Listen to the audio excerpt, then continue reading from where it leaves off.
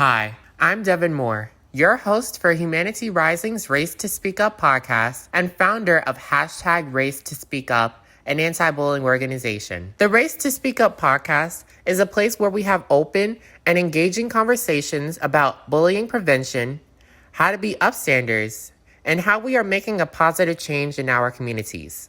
So the question now is, how do you race to speak up? Hello and welcome to the Race to Speak Up podcast. I'm your host, Devin Moore.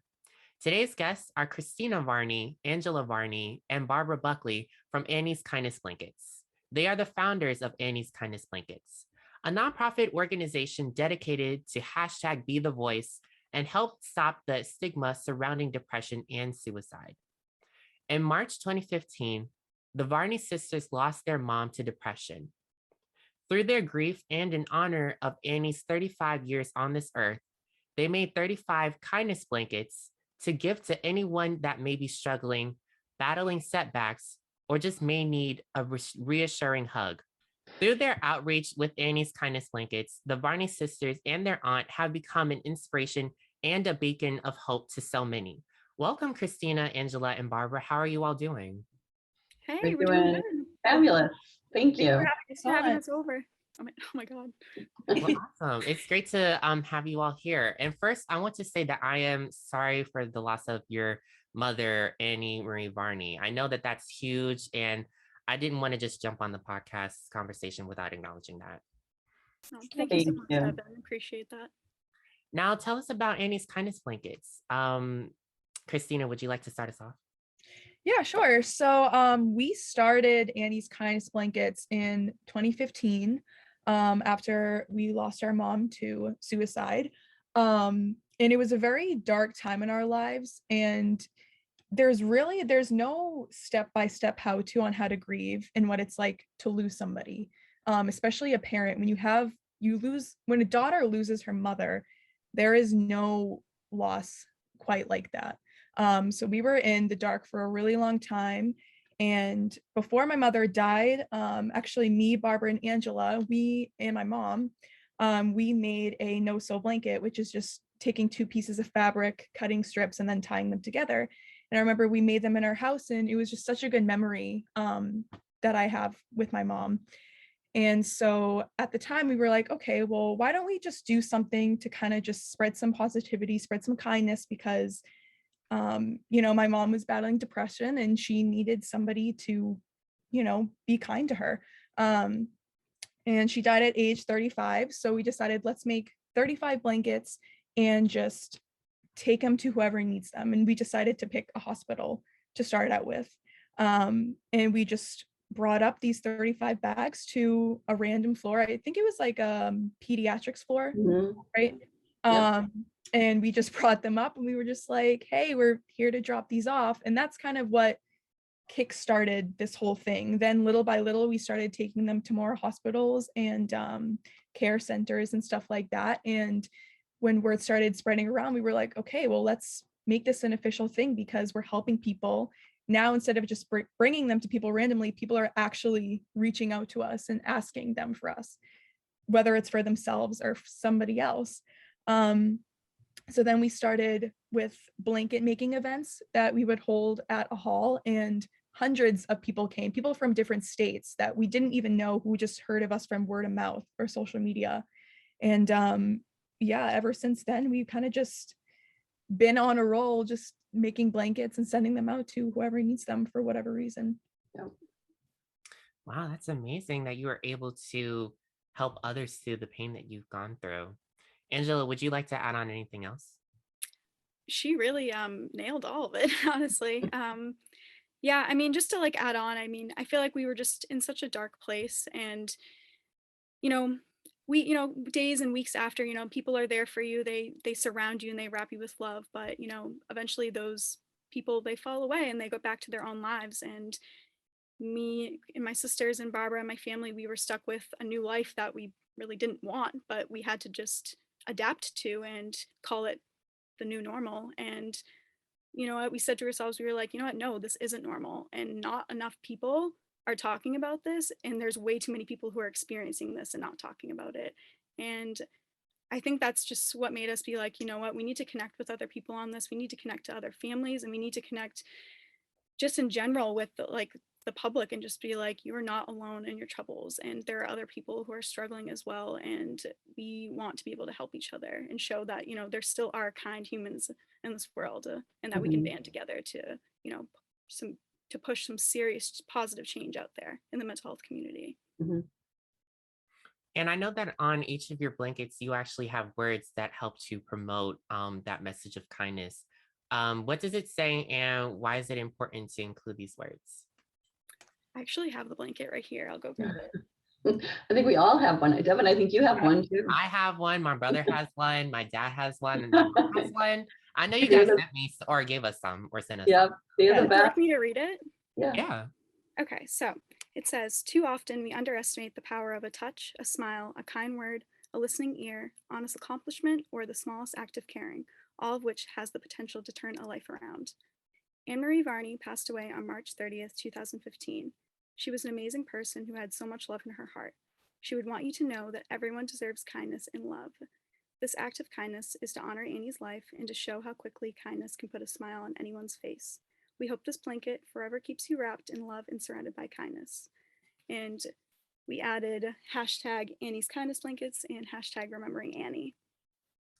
And That's those are beautiful. ironed onto each blanket. No, that's beautiful. I love how when I remember when I first read that, I was like, this is such a beautiful message. But why exactly is it important to have that message on there? I guess. Go ahead. Okay. Well, I think that for us, the message is important because, you know, when we put out these blankets, we didn't intend to like save people's lives. We simply just wanted to put a smile on their face. But I think there's varying degrees of kindness, and even the smallest one, like, you know, sending someone a message, whether that's through a blanket or in person, through text, you know, whatever way, and just letting them know that, hey, like, I'm here for you, and whatever you're going through, I might not understand it, but I'm going to wrap you in love regardless, and I'll always be there for you. And some people just don't have that in their life, or they don't hear it enough. So I think that getting that message through the blanket, and also having, you know, that's our message, but the blanket is only just a symbol of what we represent. And, you know, that symbol you can wrap around you, but you can also read on the blanket. And I think that was just important for us to include, just in case, you know, anyone needed that reminder that when you're laying in bed and, you know, sometimes the corner of your blanket flips over and you see that message, just like, hey, you're not alone in your love. It's like a symbol of hope, right? So, you know, you can be all by yourself and just be lost in the darkness of the world, but, you know, sitting right next to you is this big warm blanket that was given to you by, you know, created with so much love. But it's just a big symbol of hope. Like, we still have hope. No matter what, we still have hope, and we got to hold on to that, and we have to, like, you know, share it with others and remind others they still have hope. They still have hope, you know. Yeah. And Barbara, well, of course, all of you, but I want to start off with you when I ask this question. How are you and your family able to cope with this huge tragedy? I mean, you don't, right? I mean, it's always the elephant in the room. It's always, you know, you miss this big person in your life. I mean, obviously the girls are part of my heart, but, you know, Annie was my person. She, you know, I was 15 when she was born. She was my little best friend. I was her, you know, matron of honor. She was my flower girl. I was there when both of these girls were born. I was her coach. You know, she was my best friend. And, you know, I've said it before, I'll say it again. You don't know what the word blindsided is until you're blindsided. That word has no meaning until you're blindsided. And we have to live with it. So one part of us would trade anything to have her back, of course, but we can't do that. So, and she was truly the sweetest, kindest, nicest person, not a bad bone in her body. So to keep her in the sunlight where she belongs, this helps us heal, because that's where she belongs. She's not, we can't let the way she passed away be who she is, because that's not who she is. But at the same time, we want others to know that that's who they are. They are full of light and love. Like, they're inspiring somebody. Somebody's out there looking at them, and, you know, being inspired by them, and they don't even know it. And it's a huge loss. We'll feel it for the rest of our lives. And, we could dwell on it, which, of course is easy to do, or we can turn it into something that's a little bit more healthy and peaceful and, carries her along with us, but doesn't make it the horrible elephant in the room. It's now a lighter one. Like we see sunshine and hope that's circling around her now. And, it's always been there before. She may not have believed it, but we all knew it. And so it's something you'll never get over. It's just how you carry it forward that helps you keep moving. That's my answer. And I feel like the girls, they get that too. Like the first time we dropped off those 35 blankets, we were like so nervous. We had no idea what we were doing. We were in the throes of grief. I think we were numb, right? We were completely numb. I remember standing outside the hospital and the girls were very nervous, almost to the point we didn't want to do it. And they were like, let's just do it. We'll just go do it. And after we dropped them off and what we got back from the nurses, how excited they were about getting these blankets and these tote bags with this message, they were like so excited that we were all like, whoa, wait, we're in so much darkness, but this little tiny bit of hope just made us feel better. Like the way the nurses reacted to us made us feel better. So we were like, okay, this is what we got to keep doing. We got to keep spreading sunshine so nobody else has to walk through these, this path that we do. We're here for people and, God forbid somebody did walk through the same path, at least they're not alone either. We know what that feels like too, So we're here you'll never get over it. It's never going to go away, but we have found peace with how we're dealing with it. I definitely agree with Barb. Like, I mean, everything in your life is based off of the way you react to it. Whatever event, something that happens to you, like the way you react to it is what makes it positive or negative. And I mean, after we lost my mom, I just felt so lost. Like for months, I just like didn't really even know what was going on. And I honestly just didn't even really care because I was just like, what the hell just happened to me? And especially when people, picked up and moved on with their lives, I was like, okay, but really now, like, what do I do? And I feel like I didn't have a reason to move forward. And honestly, I don't know if I'm only speaking for myself, but I really just felt like I didn't have a reason to move forward. And I also thought I was like, depression, is genetic. It runs in your family. Like, what if, something happens to me? And, it just made me start thinking, about getting help and everything like that too. And, yeah, I mean, this is something that you never get over, but we found a way to be able to get up every day and push forward and say, hey, we might not be able to get over this, but we can get through this and we can bring her with us. We're not leaving her behind. We are going to bring her with us into the light that she deserved to be in the whole entire time. And we've banded together too, like the three of us, or the team, AKB team or whatever, we're a really strong team together. And if somebody's down for a minute, we'll pick the other person back up. But, collectively as a team, we've gone through it together, arm in arm, side by side, walking through the thick of it together. It's not easy. It'll never be easy, but we've found something that would help us breathe, Yeah. And even for Chrissy, like, I feel like, I think Christina, she's so good. She's such a good speaker. I always say that she should be whatever she should do, she should be a public speaker because she does such a good job. And, she inspires me just by, when she speaks, she inspires me because I know in her heart, she feels, of course, her mom and all the sadness that came with it, but she also feels inspired by what's going on. And she believes in what she's talking about and you can feel it. And so I think, and even with Angie, like what she said, for a year, she didn't know what was going on. She felt numb, so even though this tragedy is always going to be a tragedy, we just hooked each other up and picked each other up and we'll keep going and help as many as we can. And with Ian by our side. I feel like a lot too, like nobody really talks about, like after you lose someone to suicide, how much it tears you apart. like not only yourself, but it tears you from everybody around you Mhm. too. Like even though like we are a very close family, and like me, Barb, and Chrissy, like we are literally like this, but when that had happened, like it's almost as if everybody had to take a second to process it in their own way before we could come back together. And Mhm. I think that's also really important. Like Annie's Kindness Blankets brings people together, it brings families back together to have that uncomfortable conversation. And even though it is uncomfortable and everyone's like, just doesn't even know, you know, like people might not know what to say or do, it just, literally just, you just need to start somewhere with your family. And I feel like that's what we did. And we're really, really lucky that, you know, Barb and or whoever one of us it was, you know, 6 years ago that was like, hey, we need to do something. Thank God for that, because now I'm closer than ever with my family, and they are my support system. And I'm honestly just, I do feel lucky in that way, definitely, that we got the opportunity to do that. Christina, would you Chrissy? like to add on?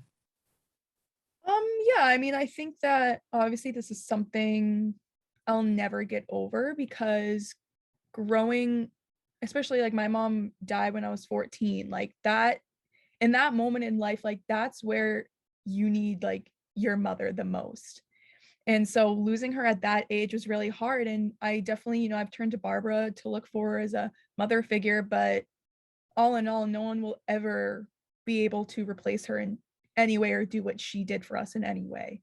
And that's left me with, a lot of trust issues, a lot of issues with communicating my feelings. But, now like Angela and Barbara said, it has drawn us closer and it has made me be able to kind of force me to communicate with people about how I'm feeling and if I need help to reach out for help because you're everyone is human. Everybody needs help at some point in time. You can't do things on your own.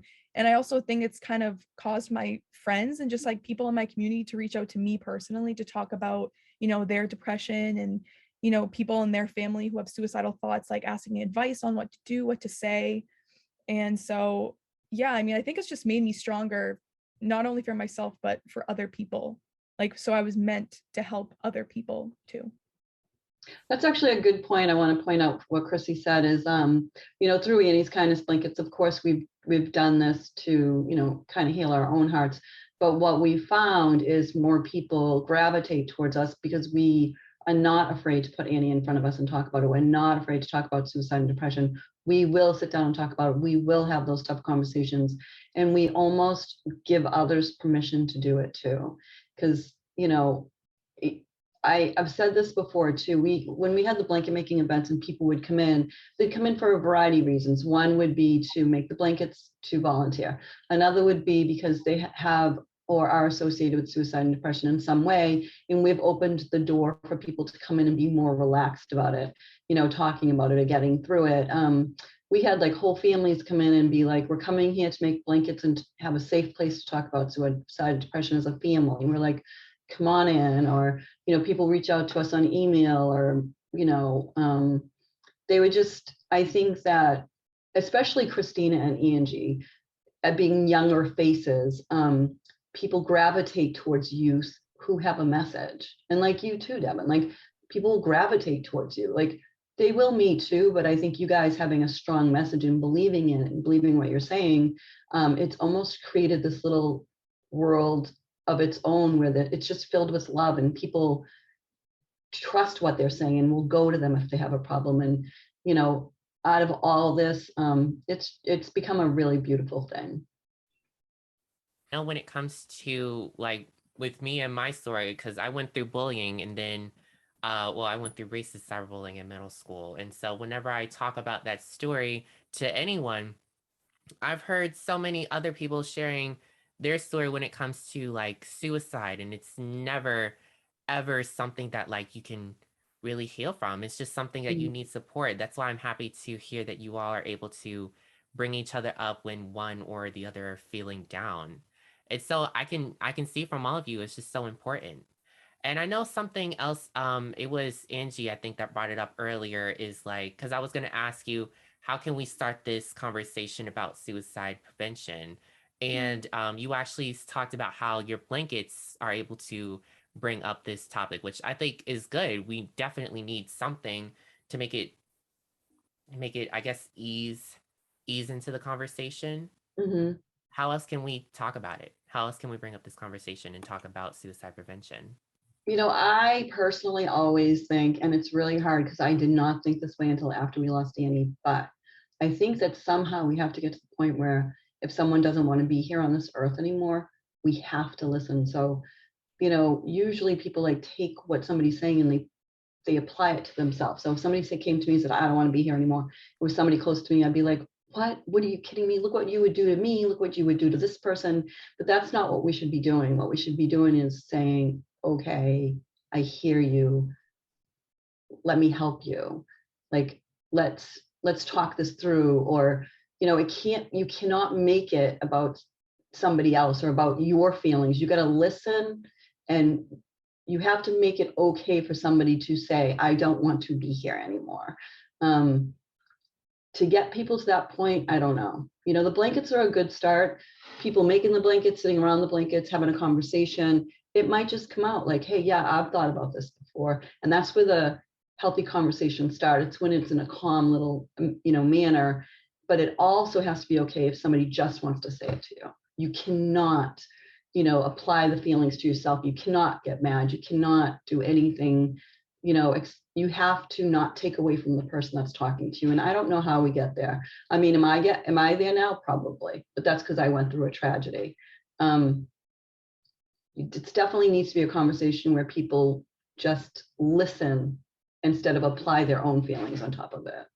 I think like that conversation starts with the destigmatization of mental illness in the first place, because I mean, I think we've come a long way, but we still have an even longer way to go, because it's not just like depression and suicide and anxiety that needs to be talked about. It's bipolar disorder, dissociative identity disorder, schizophrenia, like it's mental illness as a whole. And I don't even think we can begin to have a conversation about it, because without taking away the stigmas of mental illness, that like you're weak or you're weird or you're somebody that nobody wants to be around, stuff like that. Don't get me wrong, like mental illness and mental disorders, it definitely eats away at you as a person, and it completely changes who you are forever.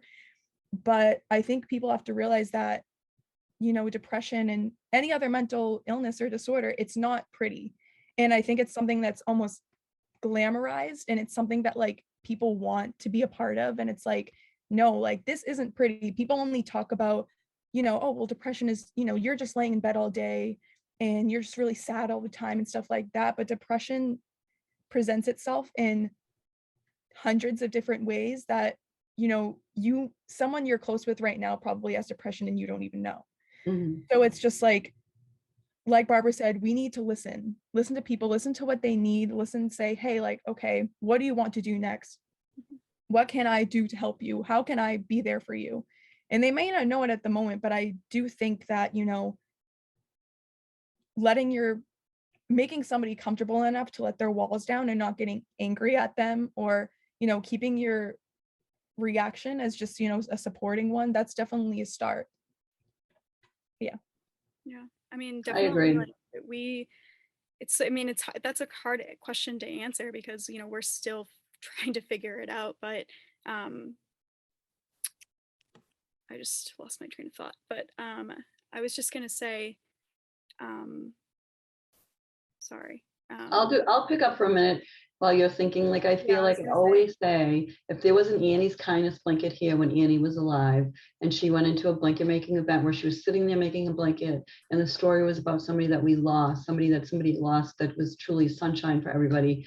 And, this organization got together to, let others people know that they're not alone. Would Annie say, okay, I'm not alone? And my answer is always yes. I will bet you she would sit there, she would look around, and she'd be like, okay, I'm feeling these feelings, and wow, I didn't know all these other people got that too. Or I'm part of this conversation that I can never even speak of. Like, I think that there would have been hope for her, sure. I also think, just to add real quick, I also think this is kind of like broader than what we do, but overall kind of making healthcare like more affordable to the people that need it, especially like if you don't have insurance or you have a crappy insurance, like that's hard to even begin to make appointments to find a therapist or a counselor to help you. And also, if you're in a community that doesn't, support that or promote that, it's hard to even want or even know how to get help in the first place. Like, I think it's building more resources for people. And definitely it does start out with a conversation and stuff like that and with the people around you. But I mean, overall, it's like personally, it was hard for me to find a therapist for a long time because when you're depressed, like you don't even have the energy to want to help yourself. So it definitely does take more, but definitely starting out with establishing a support system is the biggest thing. And if you're part of somebody's support system, be there, mean it, because the hardest part about mental illness is feeling like everybody is going to abandon you. And a lot of people did that to my mom, and I think that's why we just want to say we're not going to abandon you. Like, no matter what your mental illness looks like or how it presents yourself, you're always going to have somebody that is looking out for you. Right. Honestly, just like off of what Chrissy and Barb said, is just like literally starting that conversation. Like, it's uncomfortable, but also I think that with that comes expressing yourself. And I think that in this day of age, I think like people just want to be trendy. They want to be like everybody else. They want to be that girl. Like they want to be that ripped guy, and I think people are forgetting how like authentic and individual we are each as a human. Like there's nobody else like you, and for that we deal with ourselves in so many in every different way. Like the way I process my emotions is completely different from the way Chrissy processes her emotions, even though we grew up in the same house and our sisters, and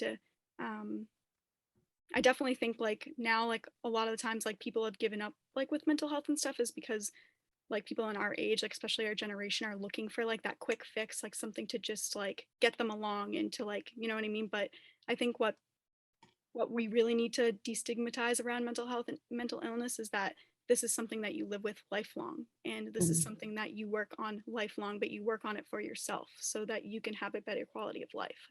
And I think that a lot of the times people are afraid and they feel as if they are a burden and they don't want to, put their problems onto other people. But I don't think that what people realize is that if they just even told somebody that they were hurting, that that they that maybe somebody could help them get the resources that they need, or even just like you said, just make them more comfortable with talking about themselves, and just know that it is important to talk about yourself.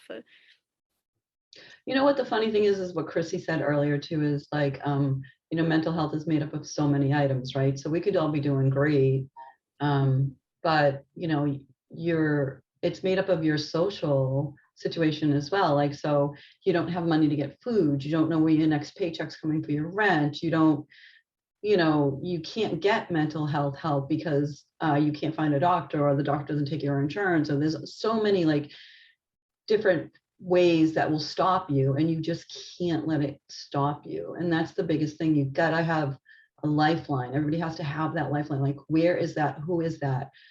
How is that place that I go to that is my lifeline? Should I just take a breather for a night and wake up in the morning and challenge myself to get through this again? Do I have a friend that I can always constantly have that lifeline out to? We can't all solve each other's problems, but we certainly can hold each other's hands saying, we got this, like, we got this. You can't find a mental health provider, let's just get on and figure it out. We'll figure it out. Like, there's power in numbers. And if you find a buddy that's your power buddy, chances are you'll get through the next day, and they'll help you. And then vice versa, you might need that power buddy too. And, it's all about just opening your arms and helping somebody out, even if it's in the smallest of ways. That's all it takes. Somebody needs to feel important for that split second, because they don't even know where the next paycheck's going to come from. So your mental health has so much to do with the society you live in, who's treating you the way they're treating you, who do you have by your side. Like, it's a group effort. And once we all get on that same page, even on the government level, we'll be doing much better. We have really a lot to do. There's so much more work to do, but we'll do our part. We'll keep, holding our arms out there. We're our buddies. We'll be your buddy too. Yeah. But, it's hard to get that conversation, wrap your arms around how do we make this better? Because we have so much to do as a society, for sure. I was gonna say too, like, unfortunately, like, a lot of people don't have like like they don't have like an actual situation where they can open up to their family and start talking about this stuff. Like, a lot of people don't have parents or don't have siblings or just don't have support in any way. And I think that's why, getting out on all forms of social media, connecting with as many organizations as we can. And even hopefully, like in the future, I'd really love to see Annie's Kindness Blankets intertwined in the school system somehow so we can connect with those younger, underprivileged children that just simply don't understand that there is more help out there, that they're just not being provided with it. Mhm.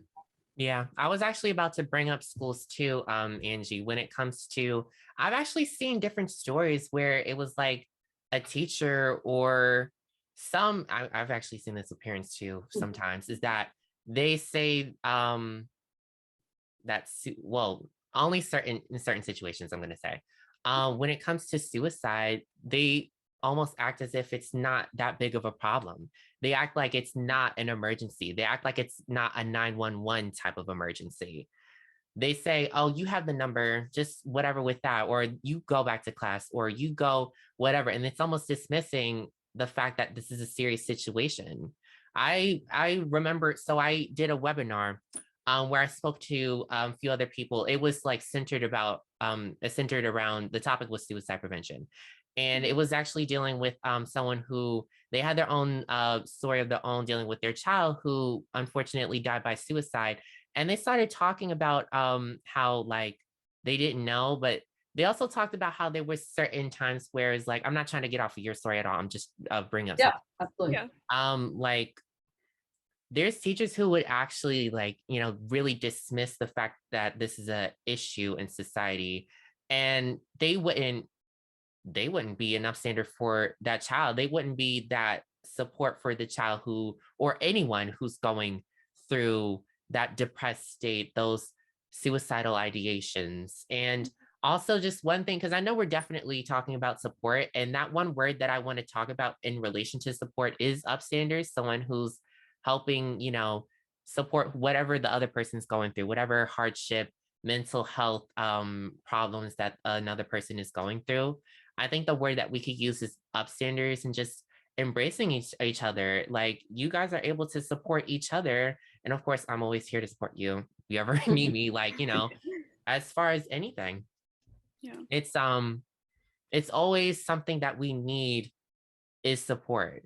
I know you guys just say, I know you all are saying that. Something that I think a lot more schools need to have integrated is like what you're saying is Annie's Kindness Blankets, or is, Race to Speak Up, or Mhm. have, youth who really can understand that and come in and speak to their students. Because, when it's another youth, they really tend to listen. Like, oh, I this is agree. someone, this is my peer, Definitely. this is someone my age. Oh, let me listen. Oh, they went through this. What are they doing now? Or how can we help someone else? Oh, I have a friend who's going through mental health problems or suicidal ideations. How can I help them before it's too late? I think schools need to have more of that.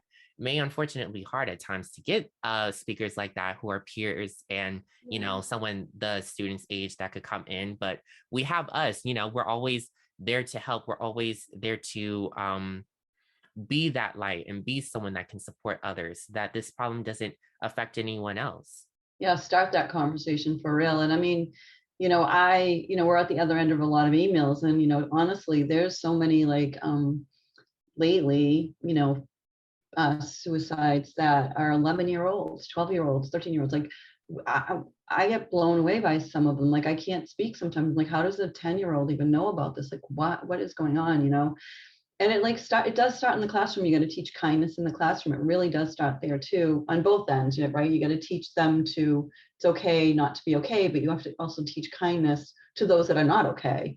So it kind of goes, back and forth. So there's so much opportunity for schools to, get a hold of this before it gets too late, hopefully that's what Chrissy and Angie, and whoever the core team is that they bring up under them to go with them or whatever, because, at some point they're going to be out there running this, they're going to be out there speaking, and they have walked this walk and spoke this, they've lived this, they're still living this. So they know what it's like to feel alone, but they also know what it's like for their mom to have felt alone. Looking back at, last couple of years of Annie's life, like I can honestly tell you, I saw her trying to stay here. I saw her try, and it was stacked up against her. And, what we know now is not what we knew then. And we're hoping that our story and our experience helps others to know, to be more compassionate, more empathy with people. It's just hard. The whole thing's hard, but having conversations and understanding that every single person you meet is going through something, every single person. And like you said, Deb, and like it does start in school, because you have to attack this topic young. You have to raise awareness for this topic to young kids, because it's going to stick in their brain forever. Like, I think that, my mom, I think her depression and her mental issues, they started at a younger age. And especially it was during a time where mental illness wasn't really talked about. It was still a taboo topic. And like you said, that's why I think it's so important for younger people to jump on this and to kind of be the voices, because, no offense to the older generations, but they don't understand it like we do. Or they might, but they don't know how to talk about it. They don't know how to go about it, because like I said, it was so just unspoken of. We swept under the rug for sure. Yeah. You're right, though. And when people do tell you, like you said, like, oh, just call like the suicide hotline. I've called the suicide hotline, not for myself, but for somebody I know who was suicidal, and it was not helpful. Like, not every resource is a good resource, unfortunately. And that's why it's so important to start that conversation in your community itself, so that you can build better resources for people that need it. And I definitely think that it's important for young people. It's important for, young Black children, people of color. That's why I think it's so important for you to be doing what you're doing and to represent that, because, it's already hard enough. Like, I'm white. I don't know what that's like. I've never experienced racism, through bullying, and I've never experienced racism in the healthcare system, but it's terrible. And that's also something that, I feel very passionately about, because it's something that older people don't understand, and there's not enough resources for younger people like that. So yeah, it definitely is something that it needs to be started in a school system, and because you're at school from age 4 to 18. Yeah, majority of your life. Every year, all of it, like for 13 years of your life. That's your community. Like, that's the people that you see the most. People see their teachers, their schoolmates, more than their own parents. Mm-hmm. So that's definitely something that, kids sometimes feel safer at school than they do at home. So that's definitely what needs to be a safe community around mental illness and stuff like that. And what Chrissy's saying, like the older generation, not necessarily me, just because I've like walked this walk now, but the older generation thinks if you talk about suicide, it's going to make it happen. And it doesn't. Like some parents don't even want to bring it up, because if you bring it up, then somebody's going to know about it. Like, it's not, they don't think it's going to be an educational conversation. They'd rather just tuck it under the rug, and with Annie's kindness blankets, I think, like, you go into a school, you're making blankets, you have a safe place, you're making this beautiful, warm, everlasting hug to give to somebody else. Why are you giving it to somebody else? Because they feel not the best in their world. They are having issues. Like, this is to make them feel better. Like the conversation from kindergarten all the way up to like a senior, all the way up to college, like you can grow that conversation based on your audience, but it's still the same conversation. Everybody has issues. You need to be kind. You don't know what they're going through. And, at the end of the day, you need to love each other the best you can. It's okay to have your boundaries up. So we have to remember that too. But, you're there to help everybody. You're there to like join as a team and make this a conversation that just isn't put under the rug anymore. Yeah, I definitely.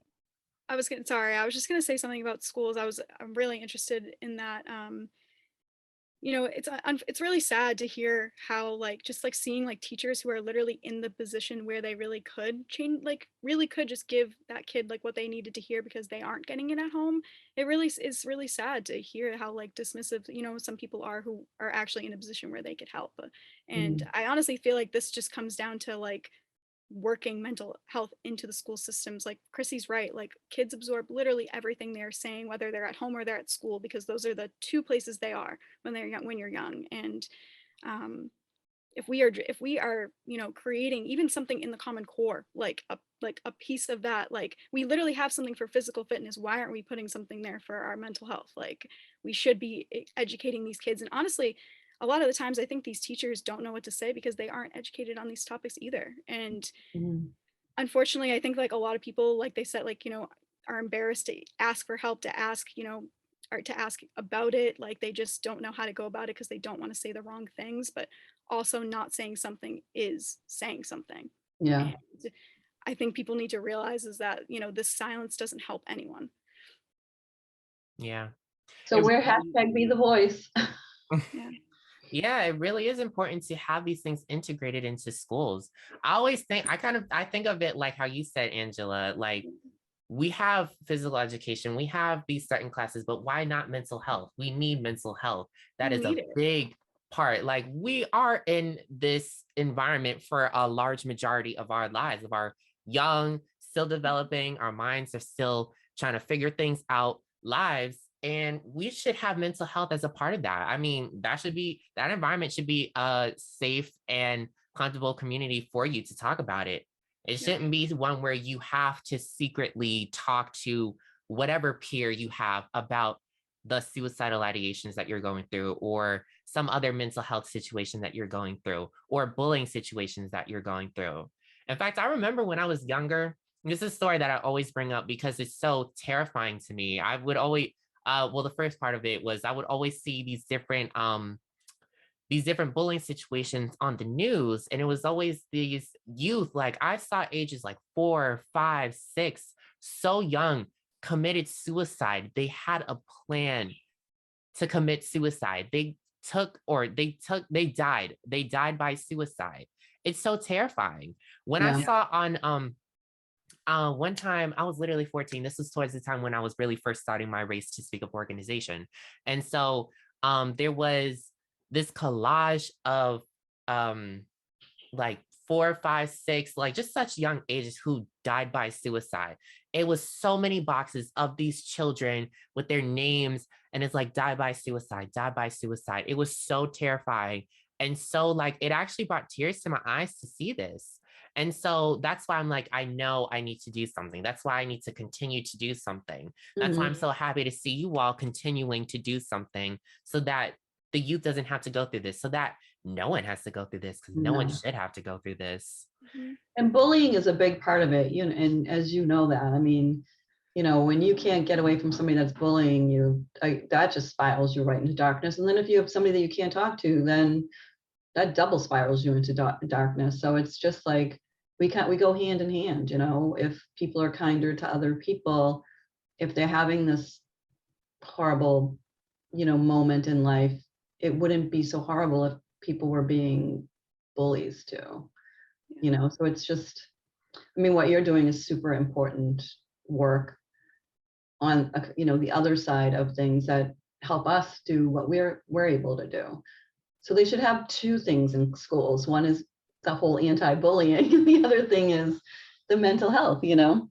Yeah. Mhm. You I mean, got I to know teach the the saying bullies of not to be bullies somehow too, which get it from somewhere. Mhm. which is just from your environment. I think it comes from your environment and how you're raised and the way you're Yeah. treated at home, honestly. And this is why we need kids to, we need, you know, we need to start opening schools up to, you know, make kids feel safer and so they can talk about these things. Cause I think a lot of kids, a lot of, I think hurt people hurt people. And I really think that a lot of these kids are acting, they're not even being asked if they are okay or if they do need. Right. Like I mean, Chrissy, we have a hard time expressing ours growing up. We didn't we were no one was asking us our needs and no, you know, so now it's harder for us to express that. And it, you know, and it's no one's fault. It's just the fact that we grew up in the environment we did. And you know, now as adults we are trying to work that into our lives. And for a lot of and that's why a lot of children are struggling when they grow up, because like you said, a lot of these mental illness, a lot of these issues, like anything, starts when you're younger. And I feel like it makes people feel as if they can't be fixed or helped, but it's never too late to try to work on yourself and to try to help yourself. And it's never too late to, be the person you want to become. So Yeah. We actually started, we have a couple of, we have like kindergarten classes that make our blankets, which is, of course, they don't talk about, depression and suicide, but they talk about being kind to other people. Like it's a kindness campaign. So, when they're sitting there making blankets, they're making blankets to be kind to somebody else. So that's a very awesome age to start. Like you're making something to give somebody a big old hug, and so we've had kindergarten teachers all the way up to, we just, we have nursing home folks that, for motor skills, they're making blankets too, but in their heart, they know they're also helping people as well, and we'll take, the nursing home blankets and we'll flip it into the cancer center who needs help too. And they were made from either the kindergarten kids or the cancer center. And collectively, we put it online so everybody gets to see who made their blanket or where it came from. So it's just like a big circle. And I got to be honest, most of the time, our recipients become our volunteers. They are like, I want to do this. I want to help other people. So the goodness in people start to come out. And, obviously, the more good that comes out in you, the more it comes out in your home environment and around you. And, I'm not going to lie. I'm a better person today than I was 6 years ago because, we got thrown into this. But at the same time, I've learned that, depression comes in all colors and sizes, and you got to be like really empathetic to everybody. Can I ask you how many kindness blankets you've made? So the funny question is, last year we were at 10,000. I just asked the question we order bags and tags, and that's generally how I know how many we make. The first couple hundred, we didn't have bags. So it's kind of a weird thing. We always go kind of aroundish. So I think we're up to about 12,000 right now. So we just got a number of 1,700 bags we got this past year. I know, it's kind of crazy. that's right. That's awesome. And we just ordered our new bags, which are like the color of your shirt blue. Wait, hold on. I gotta show you mine just to like reminisce. Okay. He's got an OG. So there you go. Oh my God. My favorite color is blue. So when you sent this, I was like, okay, this one's mine to my family. I love it. So so this one. Isn't it so personal to you too? Don't you just take it and it's just yours, right? Don't touch my blanket. Don't touch my blanket. Especially when I first got it.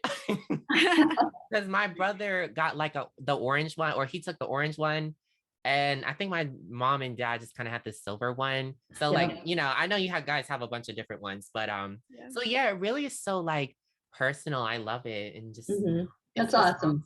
I literally am using it to this day. Like we had the TLC, which of course is where we met. In fact, we should talk about that too. But we should. So from that 2019 till now 2022, it's amazing how you still have that hug from, that Amy's kindness blanket hug. So it's such a nice thing. And we're still hugging you really, really tight every time you put it around you. Mm-hmm. So why don't we talk about TLC? So TLC Give a Little was where we all met because we were all getting honored for our work with helping others and making a positive change. How was that event for you guys? It was awesome. It was, awesome. We honestly didn't see it coming, right? So we had no idea we were nominated. Zero, zip, none. Even when they called us to tell us we were nominated, like these are my nieces, and I was like so nervous. I'm like, who are these people? Like, we're on the internet. Who wants to talk to my beautiful nieces? Like, what is going on? So, I literally had to vet them out. Like, I had to go see if these were real people. They gave me their names, their address. I'm like Googling, I'm looking, I'm like, are you real?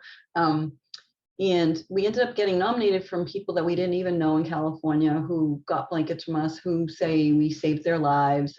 They're still in contact to us this day, but in all honesty, we had no idea. And when they had called us, I always tell the girls and the team that, Annie's Kindness Blankets has been so easy for us, meaning that everything that happens to us has just fallen into our lap. We're not seeking it out. We're not running after it. We're not chasing it.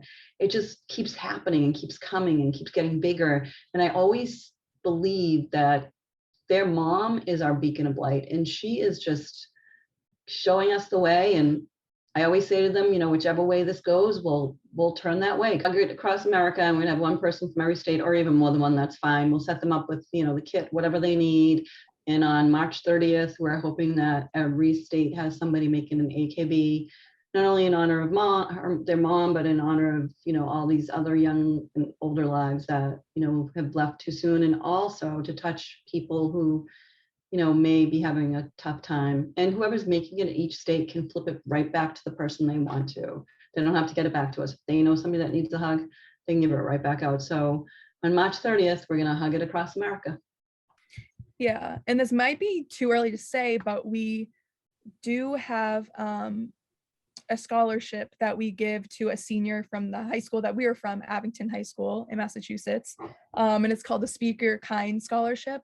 And it's just some money to give to somebody who has kind of done what we've done and shown acts of kindness and shown how involved they are with their community and stuff like that. And I feel like in the future, it would be great if we could do it at a multitude of high schools in our state, or really anywhere. So that's my hope for the future. But yeah, I always love doing that because I remember my high school was very helpful with scholarships, and like my guidance counselor. Scholarships are such a big thing. I know you're going to college, so Yeah. take anything you can get because it's very helpful to have that. And their community, the school and their community just really rallied around these girls. And that's part of our way of giving back to their community and their high school, because they really rallied around them and, made them feel like, they had extra arms around them during a really difficult time. I feel like that's why I hope too, like for the future, that we can, like, I really do hope that someday, like, we can implement mental health into the school systems. Like, that is like my lifelong dream. Like, as a person, that's what I want to do. Sorry, I just lost what I was going to say again. Oh my God. Well, I think it's going to happen because we, made a couple blankets, and 12,000 blankets later, here we are, hugs across America. Yeah, that's so amazing. See, it's so good that we were able to really catch up, and also good for me to learn some more new things. So make sure you guys stay tuned with everything that they're up to. It was great to speak to all of you. My last question for you all is tell everyone how they can find you. So tell us your social media platforms and your website. Oh, Christina or Angela, would you like to say? On Facebook and Instagram, we are just at Annie's Kindness Blankets. On TikTok, we are AKB_143. And then our website is info@annieskindnessblankets. No, that's our email.